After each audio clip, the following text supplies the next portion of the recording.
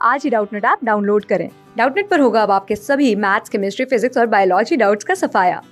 बस अपने क्वेश्चन की फोटो खींचो, उसे क्रॉप करो और तुरंत वीडियो सोल्यूशन पाओ। Download now. This question we have given a capacitor and an inductor are connected in two different AC circuits with a bulb glowing in each circuit. The bulb glows more brightly than option number 1.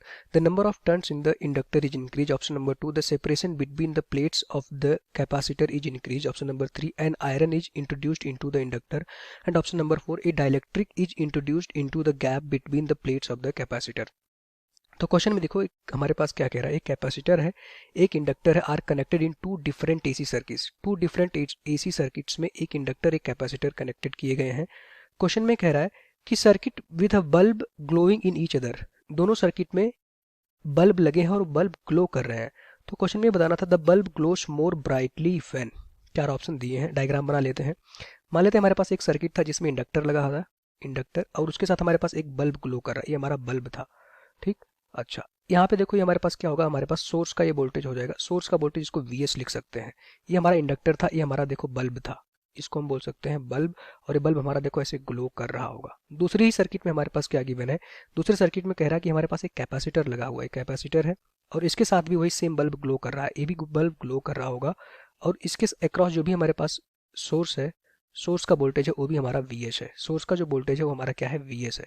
अच्छा ये हमारा capacitor है, clear हो गया। ये हमारा bulb है, देखो ये बल्ब ऐसे ग्लो कर रहा होगा, एक कैपेसिटर है। दोनों अलग अलग सर्किट है, एक में इंडक्टर लगा हुआ है, एक कैपेसिटर लगा हुआ है। इंडक्टर और कैपेसिटर सब आप जानते हैं, दोनों के सर्किट में बल्ब लगा है। क्वेश्चन में पूछ रहा है कि किस केस में बल्ब ब्राइटर ग्लो करेगा। तो अगर हम बात करते, ये जो सोर्स का वोल्टेज था वो टोटल वोल्टेज था। अब ये वोल्टेज हमारा इस इंडक्टर के अक्रॉस भी कुछ खर्च हुआ होगा और कुछ हमारा बल्ब के अक्रॉस भी खर्च हुआ होगा। तो बल्ब के अक्रॉस मान लेते हैं हमारा वोल्टेज V था, इंडक्टर के अक्रॉस वोल्टेज VL था। इसी तरह से कैपेसिटर वाले सर्किट में देखो टोटल हमारे पास जो सोर्स का वोल्टेज था Vs था, ये वोल्टेज दो पार्ट में डिवाइड होगा। एक पार्ट कैपेसिटर के अक्रॉस आ जाएगा, लेट्स से वो हमारा Vc था। एक हमारे पास देखो इस बल्ब के अक्रॉस हो जाएगा, उसको मान लेते हैं V। ठीक, तो यहाँ पे देखो अब हमें बताना था कि the bulb glows more brightly when. अब दोनों केस में जो हमारे पास पहले जिस सर्किट में इंडक्टर लगा था उसमें भी हमें बल्ब को मोर ग्लो करवाना था, और कैपेसिटर में जो बल्ब लगा था उसमें भी बल्ब को मोर ग्लो करवाना था। बल्ब ज्यादा ग्लो कब करेगा, मतलब ग्लो का मतलब कि बल्ब तेजी से जले, बल्ब की जो ब्राइटनेस हो कब सबसे ज्यादा होगी, जब बल्ब के अक्रॉस जो पोटेंशियल होगा वो ज्यादा होना पड़ेगा। आप देख पा रहे हैं कि सोर्स के अक्रॉस जो पोटेंशियल था Vs था, अब ये Vs दो पार्ट में डिवाइड होगा। एक तो हमारे पास इंडक्टर के अक्रॉस कुछ पोटेंशियल चला जाएगा, कुछ हमारा बल्ब के अक्रॉस। अगर आपको बल्ब को ज्यादा ब्राइटर रखना है, it means V definitely greater than VL होगा, लेकिन दोनों का जो समेशन होगा वो हमेशा कांस्टेंट आएगा। मान लेते हैं हमने जो सोर्स का वोल्टेज दिया, हमने 10 वोल्ट दिया है, तो देखो यहाँ से आ जाएगा हमारे पास, अगर अभी कहते दोनों इक्वली है तो 5 वोल्ट चला जाता है इंडक्टर के पास, 5 वोल्ट चला जाता है बल्ब के पास। लेकिन हमें बल्ब को ज्यादा ग्लो करवाना है, इट मीन्स बल्ब के पास, दोनों केस में जो बल्ब के पास पोटेंशियल होगा वो हमारा कैपेसिटर और इंडक्टर के अक्रॉस जो पोटेंशियल होगा उससे ज्यादा होगा। तो टोटल तो 10 वोल्ट था, 10 वोल्ट इस सर्किट में देखो हमारे पास सोर्स का पोटेंशियल था। अब मान लेते हैं अगर हमें बल्ब को ब्राइटर ग्लो करवाना था तो बल्ब के अक्रॉस 7 वोल्ट हो जाएगा। ठीक, आप समझिए बल्ब के अक्रॉस 7 वोल्ट होगा और इंडक्टर के अक्रॉस हमारा 3 वोल्ट हो जाएगा, और दोनों का समेशन हमेशा 10 वोल्ट रहेगा। तो अगर हमें बल्ब को ज्यादा ब्राइटर ग्लो करवाना है तो बल्ब के अक्रॉस जो पोटेंशियल होगा उसको ज्यादा रखना है, और जो इंडक्टर के अक्रॉस पोटेंशियल होगा उसको कम रखना है। तो इंडक्टर के अक्रॉस जो पोटेंशियल होता है उसकी वैल्यू कितनी होती है, I इंटू XL, क्योंकि हमें पता है इंडक्टर के अक्रॉस जो रिएक्टेंस रेजिस्टेंस होता है या रिएक्टेंस उसको बोलते हैं XL। तो देखो हमारे पास बल्ब के अक्रॉस जो, सॉरी बल्ब नहीं, इंडक्टर के अक्रॉस जो हमारे पास पोटेंशियल होगा VL इक्वल्स टू कितना हो जाएगा हमारे पास I इंटू XL, ये हमें पता है। जो कैपेसिटर के अक्रॉस जो पोटेंशियल था VC इक्वल्स टू क्या होता है हमारे पास, देखो VC इक्वल्स टू होता है I into XC, I into होता है हमारे पास XC। और यहाँ पे देखो XL इक्वल्स टू क्या होता है, XL इक्वल्स टू होता है हमारे पास ओमेगा इंटू L। ओमेगा क्या होती है हमारे पास, फ्रीक्वेंसी होती है, L क्या होता है इंडक्टर का इंडक्टेंस होता है। और अच्छा XC की वैल्यू कितनी होती है हमारे पास, XC इक्वल्स टू होता है 1 upon omega C, 1 upon omega C, ये हम सब पता होता है हमें।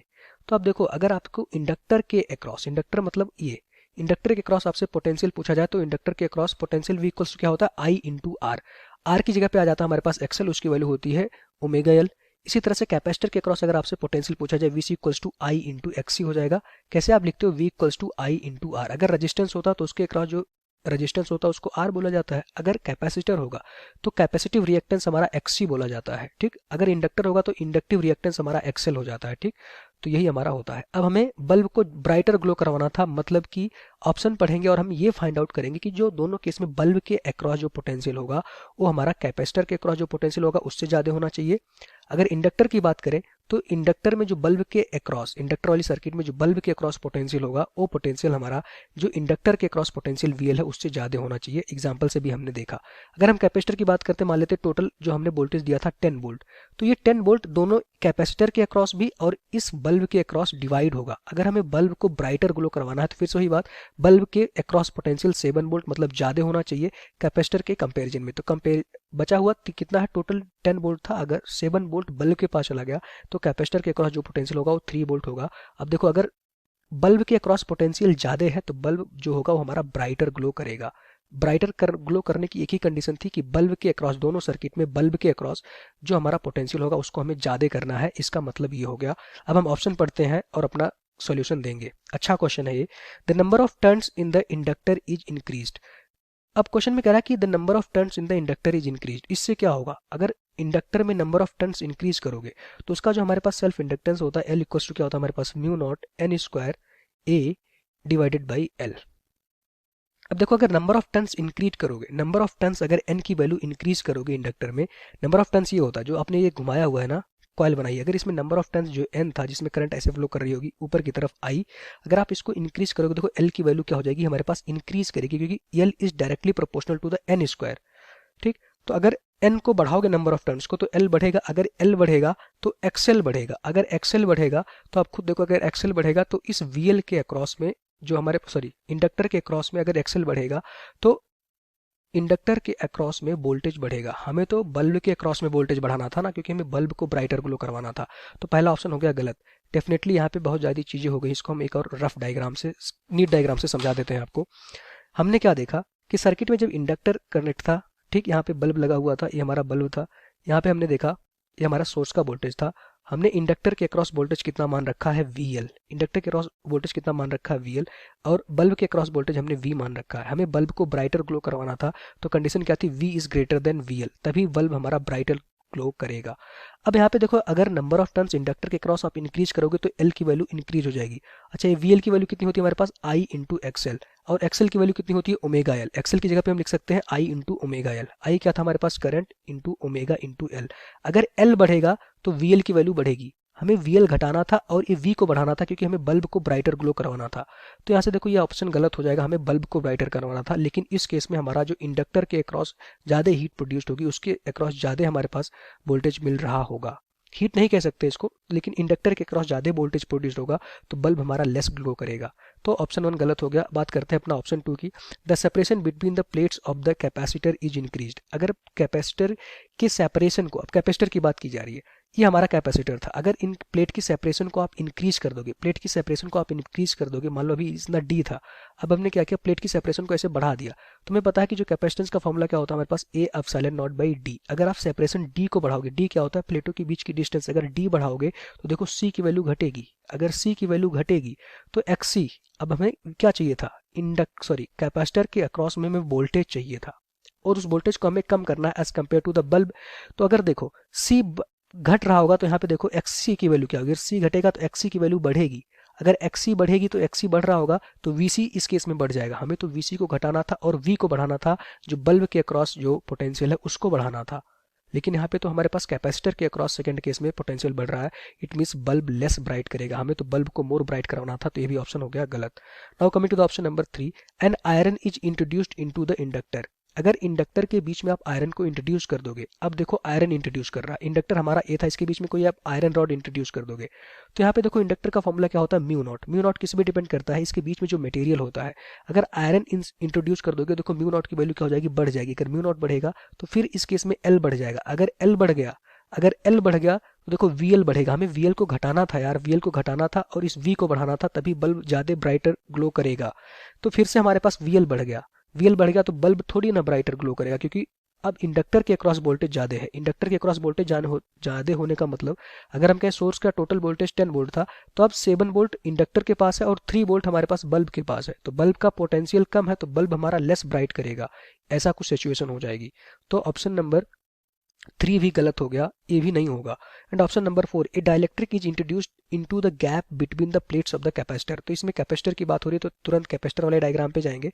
ये हमारा कैपेसिटर वाला डायग्राम था। अब क्वेश्चन में कह रहा है कि इस कैपेसिटर के जो अभी प्लेटों के बीच में एयर था, इसके बीच में कोई एक डाइलेक्ट्रिक मीडियम डाल दो। कोई एक डाइलेक्ट्रिक मीडियम मान लेते उसका डाइलेक्ट्रिक कांस्टेंट के था, तो जैसे ही डालोगे तो कैपेसिटेंस तो के टाइम इंक्रीज कर जाता है। ये हमारा कैपेसिटेंस के टाइम इंक्रीज कर जाता है। तो इस केस में सी अब बढ़ेगा, तो सी की वैल्यू कितनी हो जाएगी हमारे पास, देखो के ए एप्सिलॉन नॉट बाई डी, सब कुछ तो कांस्टेंट है। आप जैसे ही डाइलेक्ट्रिक मीडियम डालो जिसका डाइलेक्ट्रिक कांस्टेंट के है, तो सी की वैल्यू बढ़ जाएगी। अगर सी की वैल्यू बढ़ जाएगी तो एक्स सी इक्वल्स टू कितना होता है, 1/ओमेगा सी।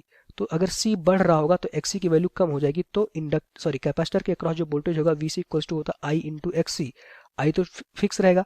अब देखो एक्स सी कम हो रहा होगा तो वी सी हमारा कम होगा, वी सी कम होगा, और यही हमें वी सी को तो कम करना था। अगर इस कैपेसिटेंस के अक्रॉस जो वोल्टेज होगा वो कम होगा तो बल्ब के अक्रॉस वोल्टेज बढ़ेगा और बल्ब हमारा ब्राइटर ग्लो करेगा। तो यही हमारा इस क्वेश्चन का आंसर हो जाएगा। ऑप्शन नंबर 4 में ही बल्ब हमारा ब्राइटर ग्लो कर रहा है।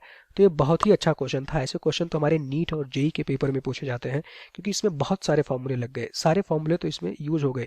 एक फॉर्मूला इंपॉर्टेंट होता है X L equals to omega L, X equals to 1/ओमेगा सी। कैपेसिटेंस का फॉर्मूला होता है A epsilon nought upon D. अगर आप कोई डाइलेक्ट्रिक मीडियम इंट्रोड्यूस कर दोगे तो के ए एप्सिलॉन नॉट अपॉन डी हो जाता है। तो इस तरह से हमने देखा। अगर एक कॉन्सेप्ट याद रखिए, अगर आपको बल्ब को मोर ग्लो करवाना है तो बल्ब के अक्रॉस आपको पोटेंशियल ज़्यादा रखना होगा। अब चौथे केस में ही बल्ब के अक्रॉस पोटेंशियल ज़्यादा आ रहा था और कैपेसिटर्स के अक्रॉस जो पोटेंशियल था वो कम हो रहा था, और यही हमारा इस क्वेश्चन का आंसर हो जाएगा। बाकी ऊपर के तीनों ऑप्शन गलत हो जाएंगे। Thank you. क्लास 6 से 12 से लेके नीट IIT जेई मेंस और एडवांस के लेवल तक 10 मिलियन से ज़्यादा स्टूडेंट्स का भरोसा। आज ही डाउनलोड करें डाउटनेट ऐप या व्हाट्सएप कीजिए अपने डाउट्स 8400 400 400 पर।